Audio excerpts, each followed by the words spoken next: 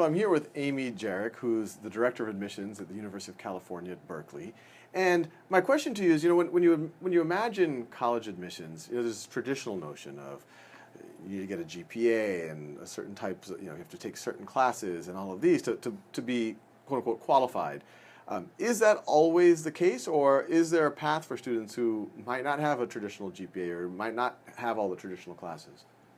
So I would say that the particularly in selective admissions, our job is not so much to focus on the admit rate and what those numbers look like when you look at the incoming profile, much more to think about who's a student who's going to graduate successfully from our institution.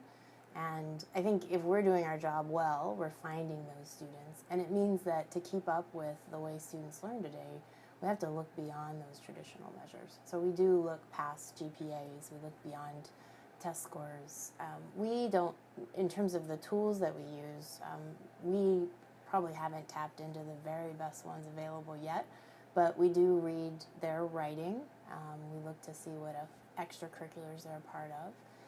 There's never going to be a personal statement or an essay that trumps the academic work, though. And really, it's thinking about academically, are you prepared for a classroom like the one at Berkeley, or the one at Virginia, or the one at Stanford, right, to make sure that you'll succeed when you're there.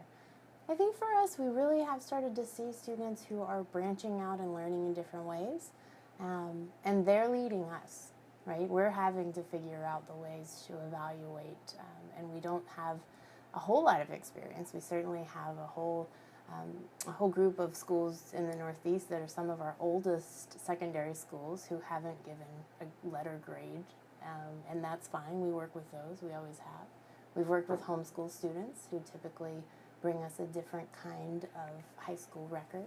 So we're learning. But I do think that the process of changing secondary education is slowly also changing what we look at and how we evaluate for success once you get onto our campus. So how do you mentioned academics are very important, and I completely understand that, but how would you evaluate someone's academic potential if they don't have a traditional GPA? So a lot of what we're going to rely on the school to provide is something that articulates in words or numbers, letters, whatever it is, the type of environment the student is learning in, what the core mastery is supposed to be, and then just helping us understand the evaluation scale and where does the student fall on that scale. And I think sometimes that could be in the form of a paragraph, sometimes it may be in the form of a chart, but it's not, what we do now is really, we read within context. So it's not crazy to think that we have to investigate the way a school teaches before we can make the very best decisions about how the student learns in that school. And that's something that that's our responsibility to do. We're not in the business of building secondary school curriculums, right? We just need to learn what type of curriculum you have and how it's articulated to us in terms of the measurement of success. So you'll take a closer look, or as much context as you can have on that particular school that might be in some ways non-traditional. And then there's also things like standardized tests that you could... Sure. So we have standardized tests that not all universities and colleges that use selective admissions look for standardized tests anymore, but most still do. They are, in most cases, they're simply validating something else we see in the application, though. I mean, they're not, for most schools, they're not the decision maker. They're showing us that, oh, look, this student is strong in math. Let's look at the SAT. Yep, turns out they're strong in math, right? There's no big surprise. Every once in a while, there's a gap, and that sometimes leads to really good conversations in our own environment about why that happens. Is it test prep? Is it test anxiety? Or we have a provost at Berkeley who's worked quite strongly in talking about the stereotypes, threats, and the whole idea that when you walk into a space, someone has already prejudged the way you behave, and standardized tests is usually the lab they use to show that. So we talk about that when there's a gap, but usually standardized tests just validates what we see elsewhere in that academic profile of the student. And there are these notions of approved curricular. Correct me if I'm wrong, especially here in California. I think there's something that even A to B, or there's some A to some type G. of A to G, A to G. What are those things, and how strictly are those enforced? That you have to somehow align to that. Sure. So the university system in California is really aligned, and it's been aligned through the master plan that was developed in the 60s to be able to allow students to build a path and stay in California, starting in the secondary school and moving up. So the UC system, as the most selective public school system in the state, is looking to make sure that the curriculum in the high school is allowing the student to get the best prep. To do that, the UC system, for years, has actually evaluated the curriculum of the high school. So a high school, if they come up with a new course, they need to submit it to the UC system to get approval.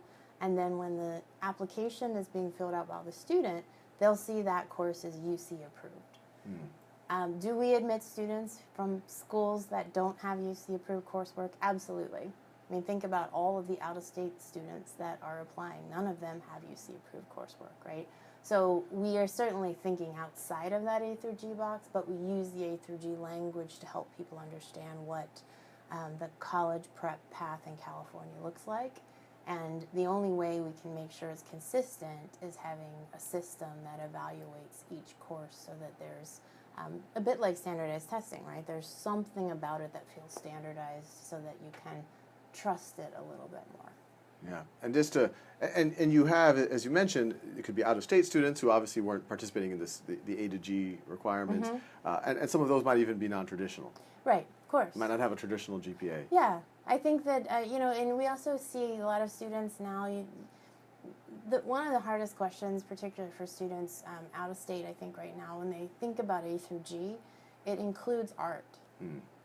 So if you're a student who is incredibly interested in being admitted to one of Berkeley's STEM programs, particularly engineering, you have the opportunity to take a second year of physics at an advanced level or complete the A through G requirements by taking art. What am I supposed to say? I want you to take the physics, right? I want you to have that background. I believe in art. Of course I do. I know why it's a part of A through G. But for that student's development and that student's interest, that A through G equation just doesn't fit. And I think that that's part of why we're, as we adjust to see what students are learning and how they're learning and what are the topics that are most interesting to them, we're just evolving in the admissions process to be able to meet them where they are. And I'll be honest, we're a little bit behind, right? There are plenty of schools that challenge us with the way that they teach or what they're teaching. But when those students come to our campus as admitted students, they choose to attend, they're the ones who go to faculty hours. They're the ones who understand the value of having lab time and doing hands-on activities and research. And I think that's a really important part of the college experience. They don't have to spend quite as much time building up that confidence level in whether or not they should go talk to the teacher or whether or not they could possibly participate in hands-on learning. Yeah, and so your general sense, and obviously it's hard to make broad statements, but a student, non-traditional school or background, maybe doesn't have traditional GPA, but they're able to show that their academic capabilities, maybe it's through standardized tests or they take some other types of exams, if they can show that they are of the caliber that y'all would expect, or that they could come and do well at a place like Berkeley, and they also show other things, they've made cool projects or they have really great portfolios of work, that's something that y'all take a serious look at. Yeah, I mean, we would want, through our process, we actually ask the student to articulate that. So in their personal statement, they might talk about an internship that they had and why it mattered and what they did. Other schools actually might have a letter of recommendation process or a portfolio review process where they'll look at the things that were developed, or they'll hear the voice of the person who was this individual supervisor or mentor. And I think that's an important piece of any type of less than traditional model, because relying on a student who has only known that model to explain everything that's unique and cool about it doesn't make a lot of sense, right? You need someone for the outside perspective to be able to compare and contrast to maybe the way that they were educated, and understanding that student's story is very different and very powerful in a modern way. Yeah. Well, thank you so much. This was really valuable. Yeah, of course. Happy to help.